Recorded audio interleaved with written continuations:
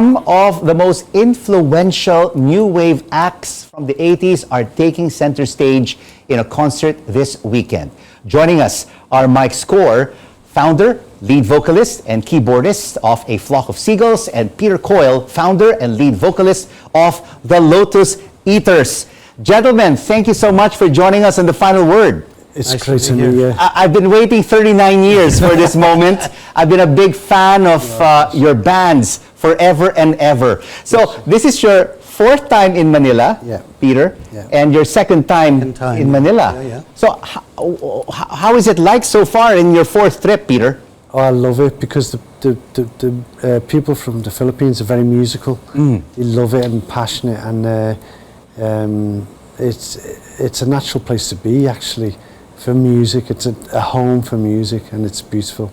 And Mike, everyone will be singing along with you. The more you live, the more you love. Iran, transfer affection in tomorrow's concert. That's what we hope for. That's why we're here, because, you know, when you see the crowd singing your songs, it gives you a big lift, and you just get into it more, and in a way they become part of the band. You know, they become the Seagulls choir. So we love it when they sing along.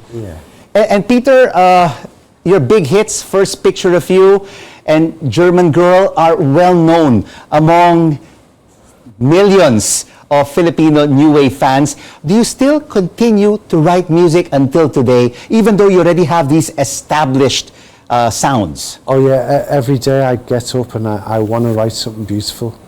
It's important to me. It's so yeah, it's never stopped, and that would never will stop, because it just doesn't feel right if I don't keep on trying, just to make those connections. So you continue to write songs, but how different is your music today from 40 years ago? Well, the spirit and the starting place is exactly the same. It's just hoping and just hoping that it will work out. But you know, things do change. You know, it's natural, because as a human being you develop, and you know, your emotions change. Yeah, that's right. And music evolves through the decades, Mike. And of course, your hits are timeless.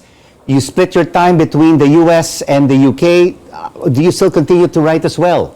It's my favorite part of the whole thing. You know, I like writing songs. That gives me the lift. It gives me the excitement that whatever it is I'm trying to say, which I don't know, because to me, I get an idea for a song, and then the song writes itself based on what I've started. You know, and I can sit there sometimes and not do anything for an hour, and then the next part just arrives. But it's in fact true. You know, the song, if it's yours, is coming your way. Yeah, it's you're just natural songwriters. But but the music of today, is it influenced by the new wave invasion of the 80s? Well, the younger ones have got a tough job, because they've got to raise their game. So that's tough for them.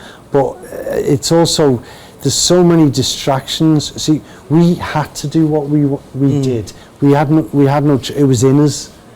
And the young ones today, they need to, if they can remember that music's about expressing what's inside you, rather than expressing what's outside you.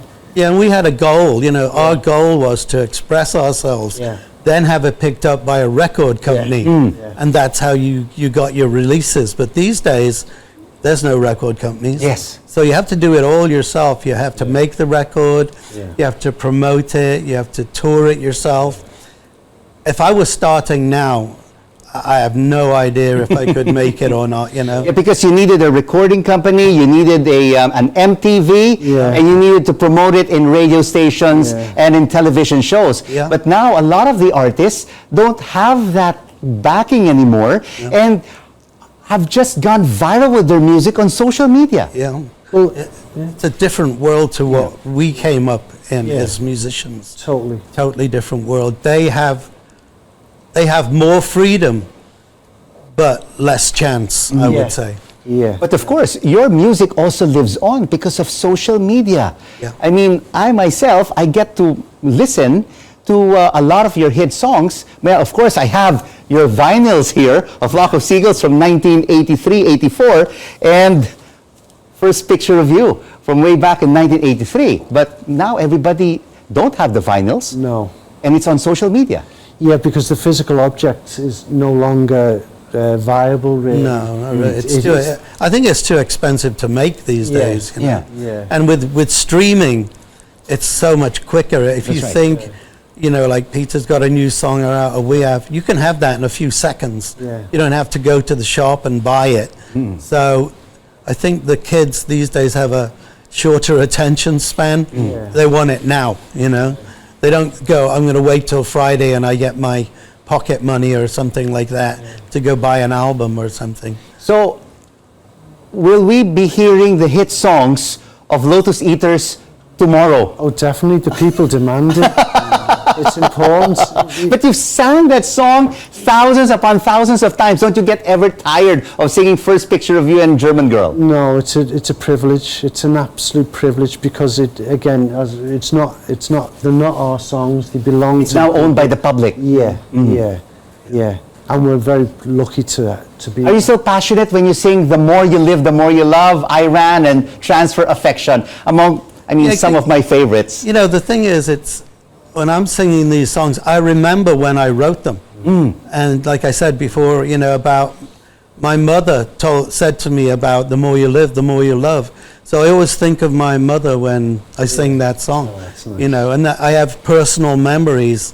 And half the time, I'm through the song just thinking about it. And the song is ending, and I'm like, oh, I hope I did it right. And you know what, Mike, you arrived a couple of days ago, but over the past 2 days, you have also brought with you A Flock of Seagulls band. Can we call them in? The full force. Let's bring them in. Kevin, the drummer, Gordon, guitarist, and Patrick, bassist. Yeah. All right. Thank you so much. And they come from different parts of the world. We're from all over the world, yeah. It's so international now. So tell us, how are you finding the Philippines? We love it here. Absolutely. Beautiful place, beautiful people. Everybody's so friendly and giving. Yeah. And how excited are you to perform the hit songs of A Flock of Seagulls at the Ninoy Aquino Stadium tomorrow? Well, we're in the band, but we're also fans growing up on this music. Yeah. So it's amazing. Yeah. They play it so well. They play it so well. Just like the original. Yeah. Transfer Affection, I Ran, of course, Quicksand. Will you be playing Quicksand? I'm not going to say. Have to wait and find out, huh? So what are you liking so far about your stay here in Manila? You know, in the last 2 days, I've explored everywhere. I've taken trains and taxis, and I've tried to see as much of Manila as I possibly can. It's a beautiful city, wonderful people. Absolutely, all And of that. the food. Yeah, the food. Yeah. Like yourself, Peter, this is your fourth visit. What has been your favorite Filipino food so far? Well, there's just so much. There's just so much. I just love it all, to be honest. No fish and chips? What? I'm going home. No burgers for you guys? I mean, you guys are from Canada and from the United States. Yeah. Lumpia. We've got England, Canada, United States, but 3,000 miles I apart. know, 3,000 miles apart. You've performed in the US, you've performed all over the world. How different is the Filipino fandom for new wave music? I think here? it's going to be crazy. Very warm. Very warm. Apart from German Girl and First Picture of You, Peter, what other songs will you be singing for your Lotus Eaters fans? You Don't Need Someone New, and I'm trying to remember now. Well, there's quite a few. It will all come. Yeah. It will all come. Of course, from the No Sense. Yeah, and Out on Your Own. And Sense of Sin album, which is the most popular of the Lotus Eaters. And from Flock of Seagulls, what surprises will you have for us, which will not be a surprise if you say it tonight? Well, we're going to be playing all the hits, obviously, but we're going to be playing what I call future hits, because we have a new album coming out next year. And even though we're playing new songs, at some of the shows we play them, people catch them. And by the end of the songs, they're singing along with us on those songs. And you won't be singing the whole song anymore, right? Because everyone will sing along with you. I'll just take a break. What about Peter Coyle and the Lotus Eaters? Can we expect anything new from the band? Oh yeah, I'm always releasing, always releasing, and one of the new songs is called "Don't Burn Your Heart," and that's going to be played tomorrow night. So can't wait, to be honest. It's going to be gorgeous. It'll be gorgeous. It'll be amazing. And of course, you wanted to plug tomorrow's concert and the concert the day after. Yeah, so it's November the 25th tomorrow at the Aquino Stadium. Yeah. And November the 26th is the Casino Filipino Angeles in Pampanga. Yeah. And it's DMC Philippines Tangent Entertainment who've put it on. All right. Thank you so much to Jesse Cambosa. He's for brilliant. putting this new wave invasion He's an of the angel. 80s. He's a music angel. He's a music angel. Thank you, gentlemen, for joining us on The Final Word. Peter Coyle of the Lotus Eaters, Mike Score of the Flock of Seagulls, together with Kevin, Gordon, and Patrick of A Flock of Seagulls. Enjoy your stay in Manila. Thank you. Mabuhay. Thank you very much. Thank you so much. Rico. Thank you. That's lovely.